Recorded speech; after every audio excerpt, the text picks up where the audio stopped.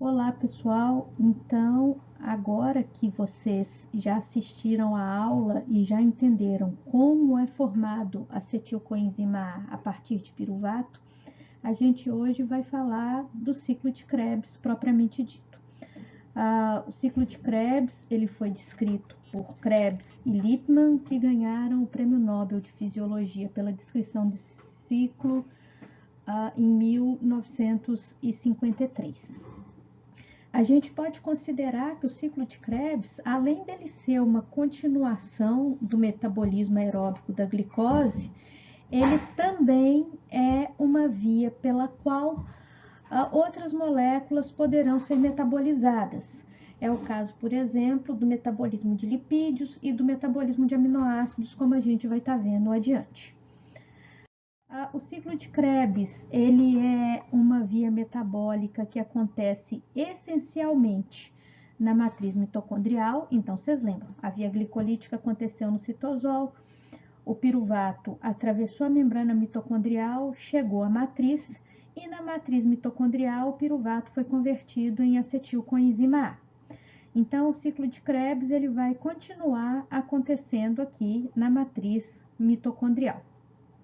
Embora tenha uma etapa do ciclo de Krebs, a respeito da qual eu vou falar, que tem uma enzima que é ligada à membrana mitocondrial interna. Então, a gente vai entender agora qual que é o destino da acetilcoenzima A que é formada na célula, seja pelo metabolismo de glicose, como nós já vimos, seja pelo metabolismo de lipídios ou de aminoácidos, e a acetilcoenzima A, então, vai ser encaminhada para o ciclo de Krebs. Na primeira reação do ciclo de Krebs, que também pode ser chamado de ciclo do ácido cítrico ou ciclo dos ácidos tricarboxílicos, a molécula de acetilcoenzima A, ela doa o grupamento acetil para o oxalo acetato, que é uma molécula com 4 átomos de carbono. Para que isso aconteça, essa ligação entre o grupamento acetil e a coenzima A, ela vai ser hidrolisada. Essa ligação é uma ligação tioéster, e essa hidrólise dessa ligação libera a energia necessária para fazer a ligação entre o oxaloacetato e o grupamento acetil, formando uma molécula com 6 átomos de carbono, que é o citrato.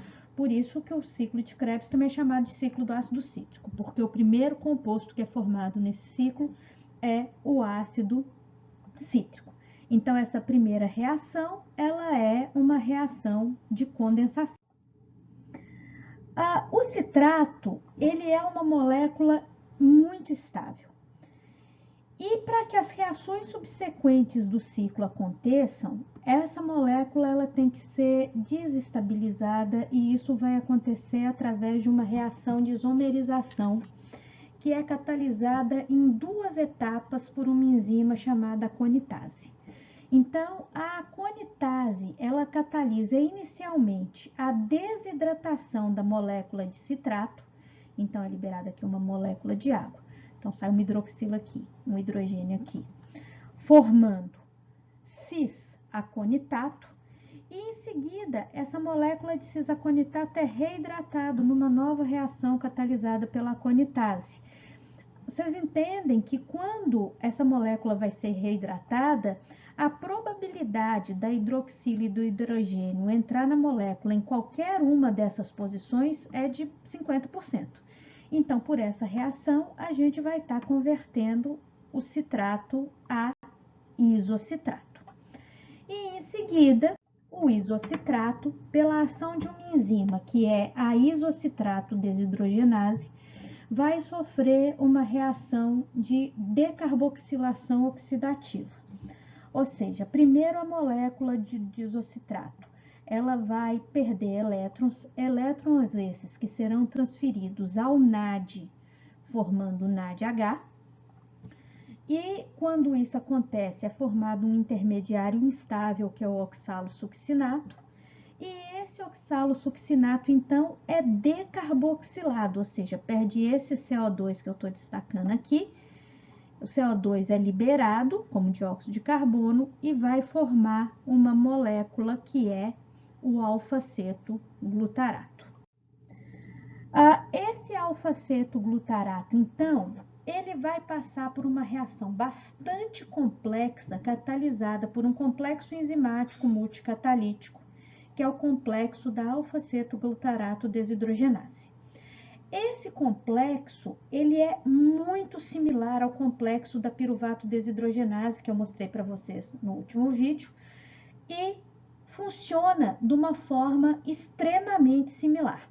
Também apresenta 3 enzimas e também vai depender de todas aquelas coenzimas e cofatores para funcionar. E pela reação catalisada pelo complexo da alfa-cetoglutarato desidrogenase, o alfa-cetoglutarato ele vai sofrer também uma reação de decarboxilação oxidativa, então ele vai perder esse CO2 e doar elétrons que serão transferidos em última instância ao NAD, formando o NADH, e a molécula que restante, aqui com 4 átomos de carbono, ela vai ser ligada à coenzima A, formando então succinil coenzima A.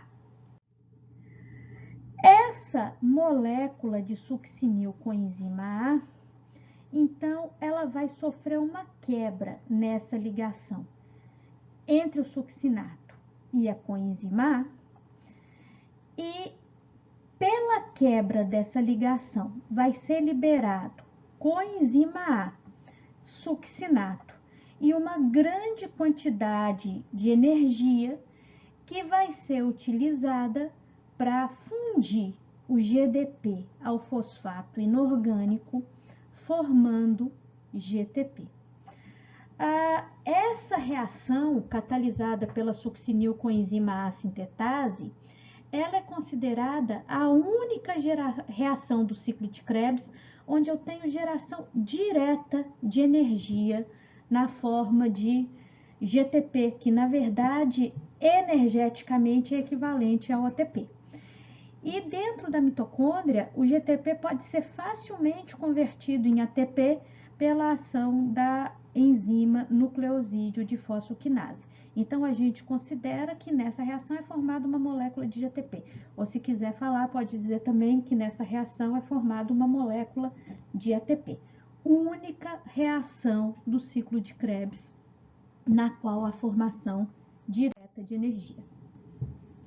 Em seguida, a succinato desidrogenase catalisa uma reação de transferência de elétrons da molécula do succinato ao FAD, formando FADH2 e fumarato. Vocês percebem aqui a formação de uma ligação dupla. Essa enzima, a succinato desidrogenase, ela é a única enzima do ciclo de Krebs que não é solúvel e, portanto, ela não é uma enzima da matriz mitocondrial. A succinato desidrogenase, na verdade, ela é uma enzima que faz parte tanto do ciclo de Krebs quanto da cadeia transportadora de elétrons. E ela é uma enzima que faz parte de um dos complexos da cadeia transportadora de elétrons, do complexo 2 da cadeia transportadora de elétrons. A succinato desidrogenase, ela catalisa aqui a transferência dos elétrons do succinato para o FAD, formando FADH2. E isso é porque a variação de energia livre dessa reação ela não é suficiente para reduzir o NAD. E de qualquer forma, o FAD ele é o cofator que está associado ao sítio ativo da succinato desidrogenase e que vai participar então dessa reação de transferência de elétrons. O fumarato formado nessa reação, ele vai ser então hidratado. Entra uma hidroxila nesse átomo de carbono aqui, um hidrogênio nesse outro átomo, desfazendo então a ligação dupla e dando origem a malato. E na reação final do ciclo de Krebs, o malato doa elétrons ao NAD, formando NADH. E a molécula resultante é a molécula de oxalacetato. Como vocês lembram, lá no início do ciclo, na primeira reação, a gente começa com a fusão de acetil coenzima A e oxaloacetato, formando citrato. Então, o ciclo de Krebs, ele é um ciclo justamente porque para iniciar o ciclo, eu preciso de oxaloacetato para ser fundido a coenzima, ao grupamento acetil ligado à coenzima A, e ao final do ciclo é formado oxaloacetato novamente. Então, isso define o que é um ciclo metabólico. O mesmo reagente que eu uso no início do ciclo vai ser uma das moléculas formadas ao final